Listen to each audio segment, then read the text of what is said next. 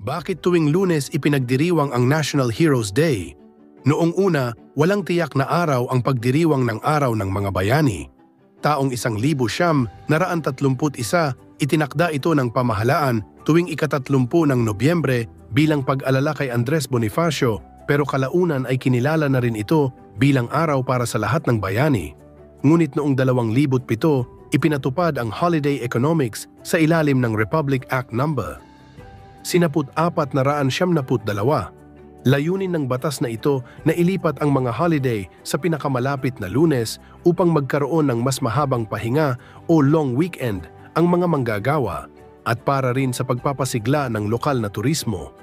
Kaya sa bisa ng batas, ang National Heroes Day ay itinakdang ipagdiwang tuwing huling Lunes ng Agosto.